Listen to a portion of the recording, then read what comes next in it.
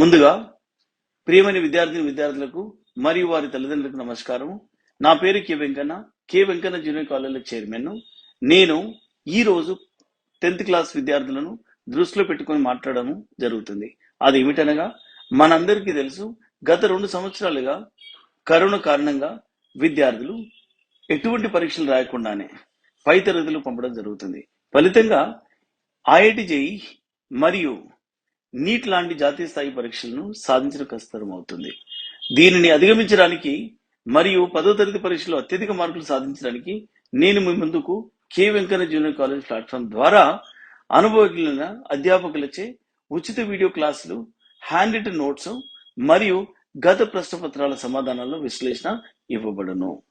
కాబట్టి నేను విద్యార్థులకు చెప్పదలుచుకున్నది ఏంటంటే, ఈ ఉచిత వీడియో క్లాసులను మరియు హ్యాండ్ రిటన్ నోట్స్లను క్లాస్ రూమ్ లో కూర్చొని చదువుకున్నంత serious చదువుకోవాలను.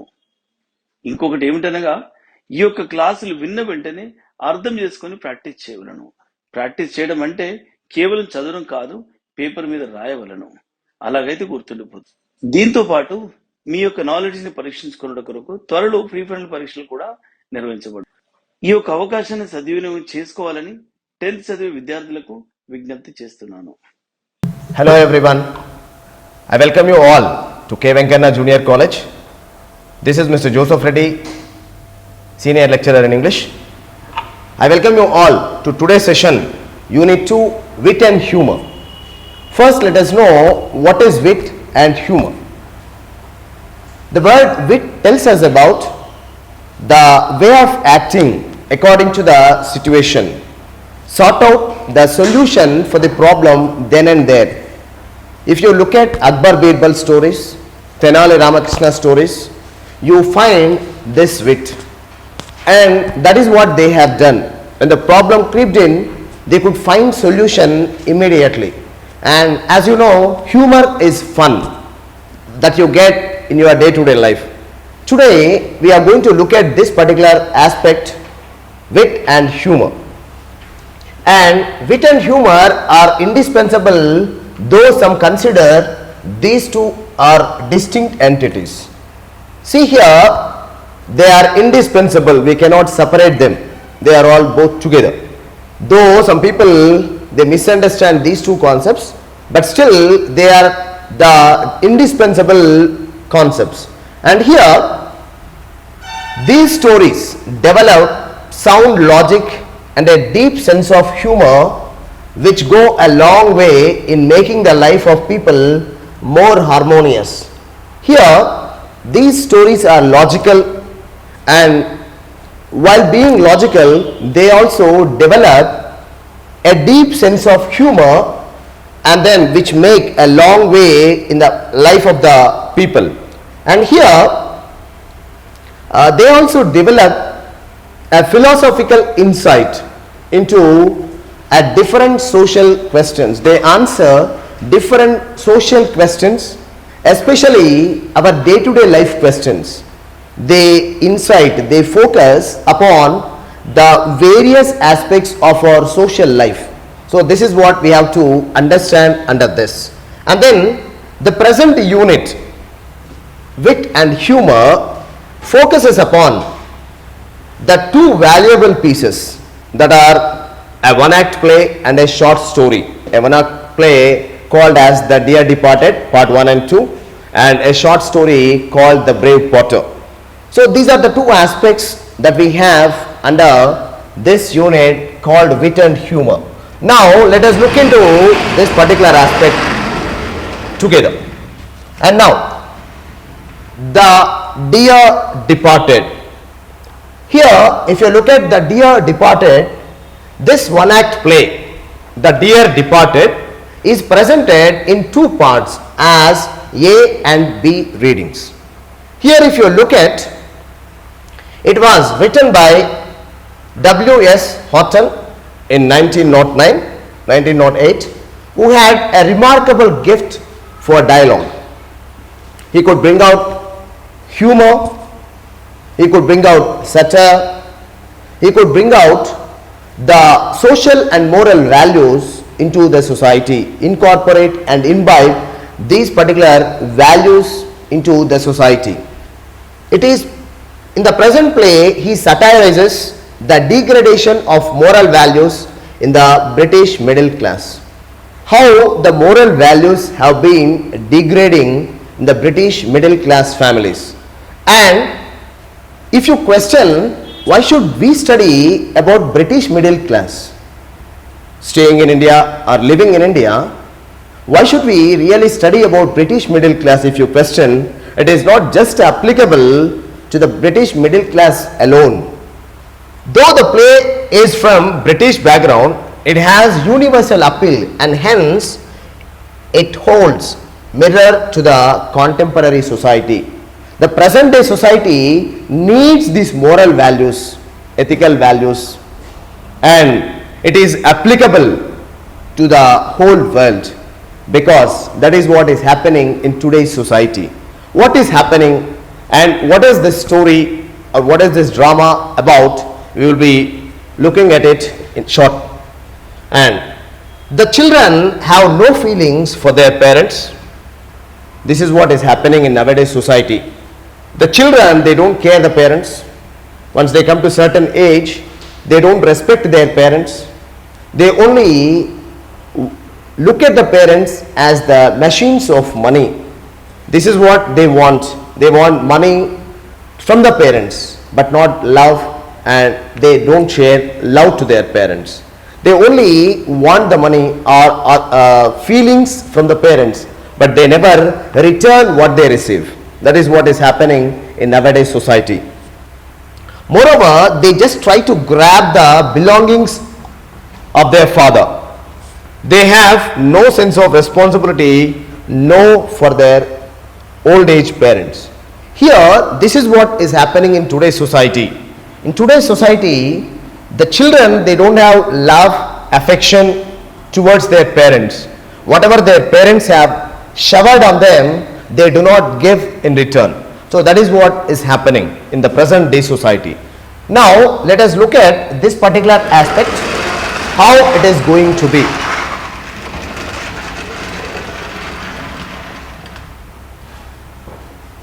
And here the play brings out the harsh reality of dying love and absence of moral values in the children.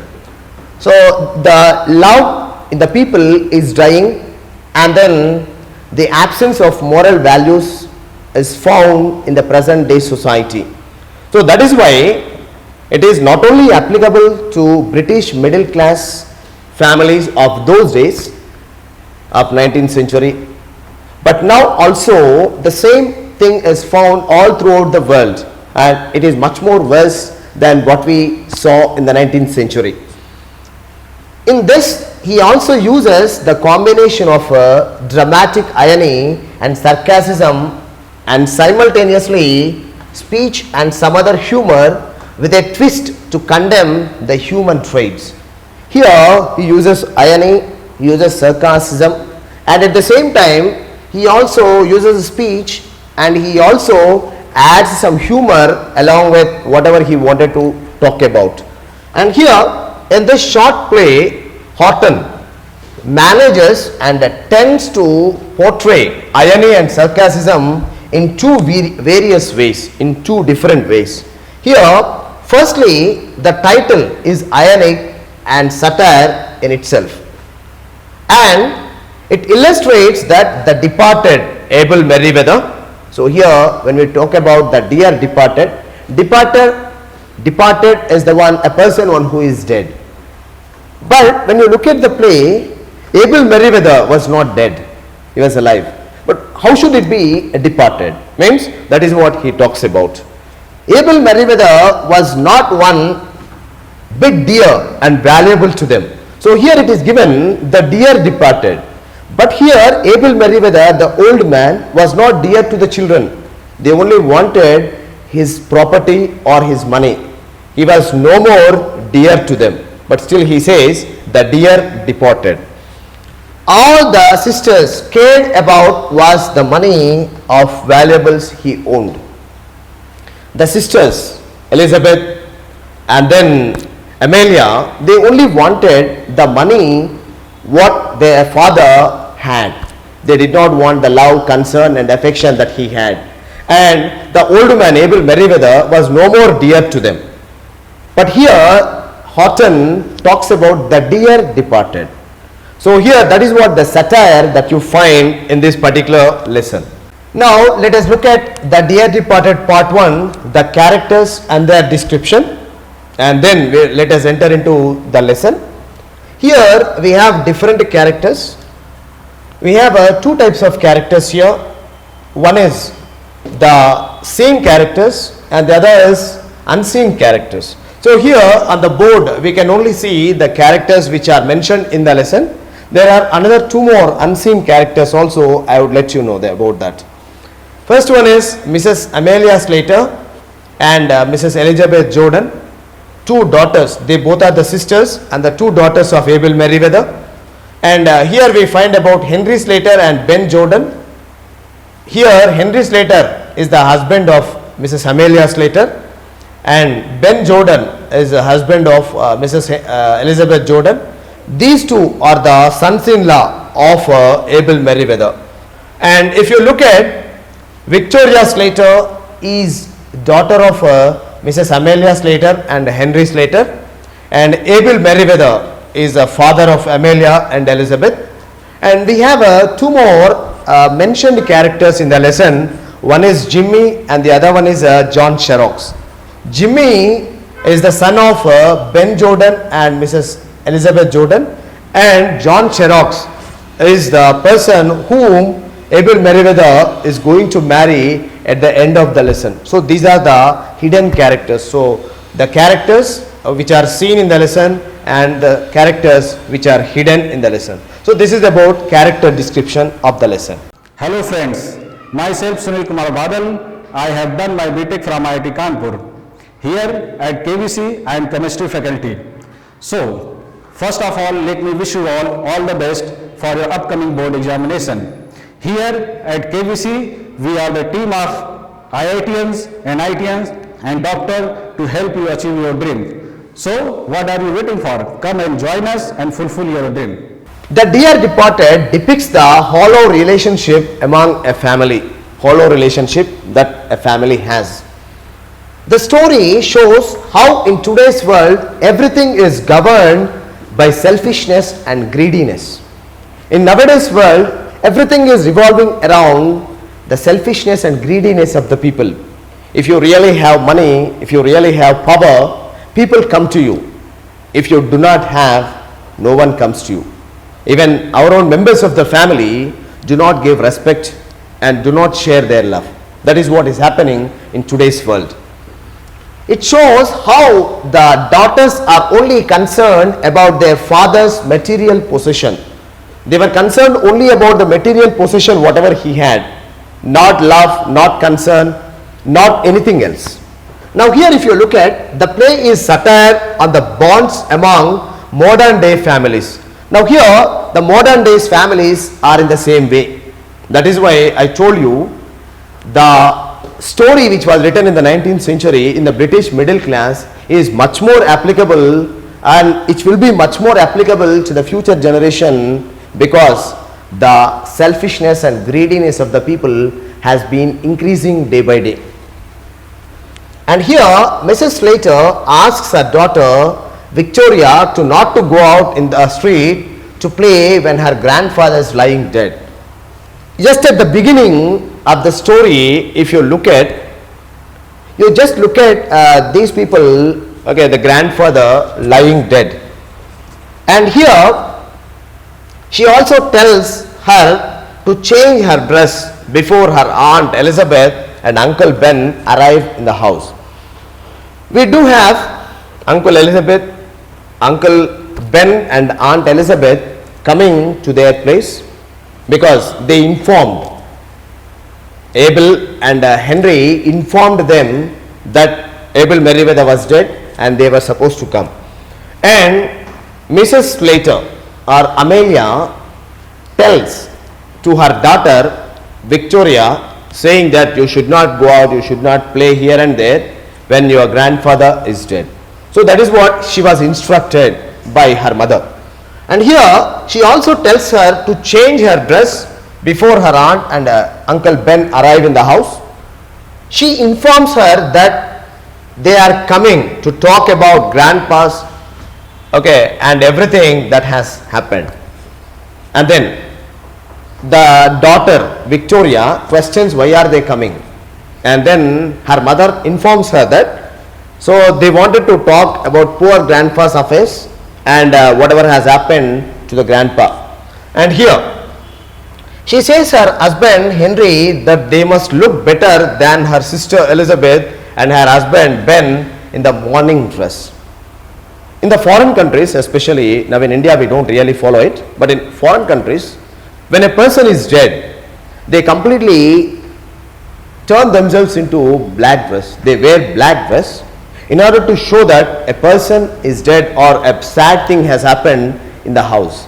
So that is the sign or symbol to the other person who looks at these people, and the person who looks at the other person understands, yes, these are in the mourning dress, these are in the sad days. That's what they understand. So that is what they wanted to wear, a black dress into a mourning dress to show the other person that they are mourning over the death of their father.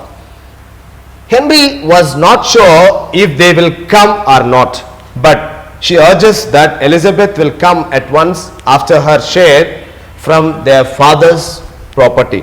Now Henry questions because before when the two sisters quarreled, Elizabeth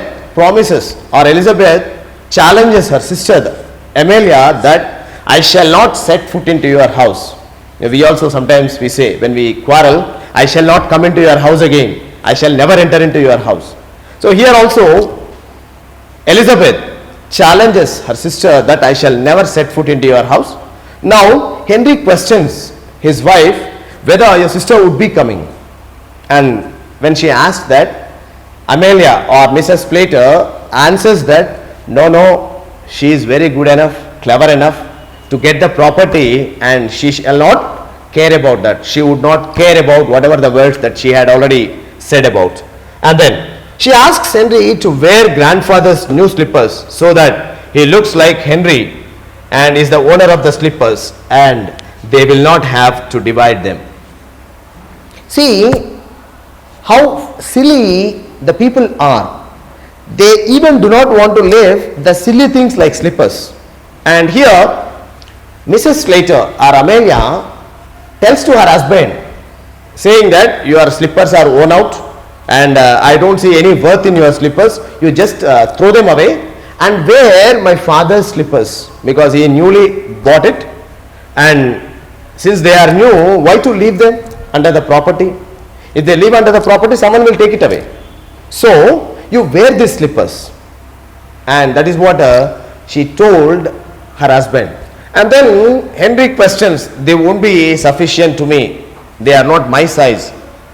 And Amelia did not want to leave even the slippers. So she gets angry on her husband saying, no, they will be stretching, won't they? So let them stretch, and until they stretch you keep wearing. Once they stretch you can continue wearing them. That's what she tells to her husband.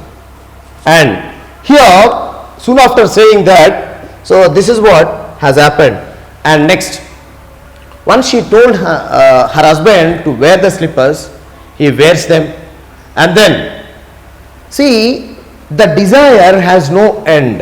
The desire keeps stretching. When you want one thing, that does not stop with one thing.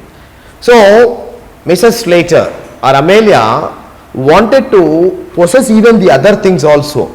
And thus here if you look at, now she tells him how she always wanted to have grandfather's house under the possession after his death. And then here he also tells that, you know, whenever you want to share certain things, so she wanted the father's bureau, she wanted father's clock, she wanted so many other possessions of the father.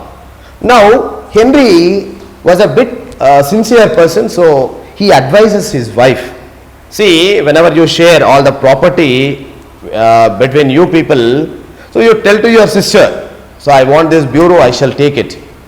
I want this clock, I shall take it.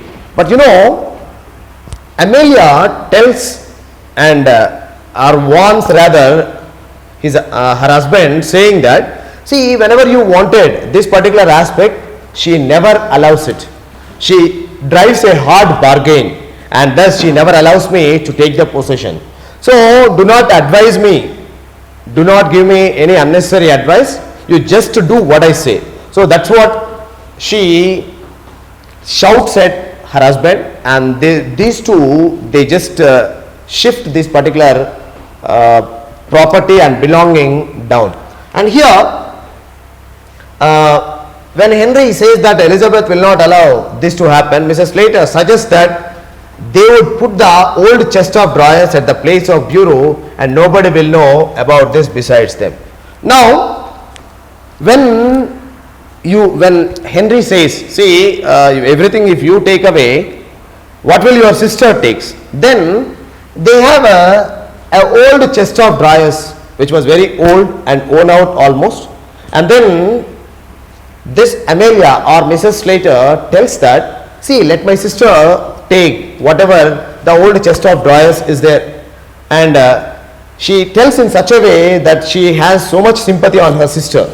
And here the new one she wanted to take to herself and keep for herself, and then the old one she wanted to give to her sister. And here Elizabeth could have the old chest of drawers as her share, so she asks Henry to help bring down the bureau along with the grandfather's clock. At that time she tells, let the old chest of drawers remain with my sister, and the bureau and the clock let us take it down, because Abel Merriweather was staying in the first floor and Amelia and Henry, they were staying in the ground floor. So the bureau and the clock, they just brought it downstairs and then they put it. And meanwhile, before she brings it down, Victoria asks, why are you taking these things? Why are you taking bureau and the clock of grandfather? And Henry tells to his daughter, saying that, see, your grandfather has given this to your mother. And Victoria questions him, say, this morning did he give? Before he did not give. So this morning did he give? Then he tells yes, but Victoria doesn't believe it. And then she questions her parents, saying that, are you trying to steal or are you trying to pinch it? Then they both were shocked. And then anyway, sometimes we the elders try to manipulate the things for the children. So here both the parents, they shout at the daughter, you keep quiet, you don't know anything, so it is ours now, don't bother about all those things, so you don't talk too much, and so on. They just shout at the daughter, and then they take the bureau and the clock down. And here Victoria doesn't like such behavior of her mother at all, though she did not talk afterwards, but still she did not like the behavior of the parents. Now Mr. Jordan and her husband enter. Mrs. Jordan instantly says that finally grandfather has been dead. She also says that they couldn't come early as they had been waiting for their morning dresses. Now here, if you look at the sentence which is given in the lesson, he has gone at last. So they have been, it shows that as if they have been really waiting for the death of Abel Merriweather. So that is what happens in the lesson. And then, so they ask, at last he has been dead. And then they try to give one silly reason. See, as we wanted to come early, but it was not possible for us because we were not getting our morning dresses. So that is what was the excuse that was given for not coming earlier. And then she asks her sister what the doctor said about grandfather. Now here she asks about what has happened and what the doctor has really said. Mrs. Slater tells her that, okay, Dr. Pingle was sent for, but he was out of town. Now she told her sister, Amelia told her sister Elizabeth that we sent for Dr. Pingle, but he was not in the town, he was out of town. So in that way, he gives explanation to the other couple, and thus that is what was going on. వేణుగారు, ఎక్కడికి ప్రయాణం? తిరుపతికి sir. మా అమ్మాయికి హైదరాబాద్ లోనే మంచి brand ఉన్న కాలేజీలో seat రావాలని మొక్కుకోవడానికి వెళ్తున్నాం. తిరుపతికి వెళ్తున్నారా? మరి వైజాగ్ టికెట్ బుక్ చేశారా? తిరుపతికి వెళ్తుంటే వైజాగ్ టికెట్ బుక్ చేయటమేంటి సార్? మరి ఐఐటి నీట్ లో అద్భుతమైన కోచింగ్ ఇచ్చే కాలేజ్ మీ దగ్గరే ఉండగా బ్రాండ్ ఉన్న కాలేజ్కి వెళ్తానంటారేంటి? ఏ college sir? Venkanna junior college.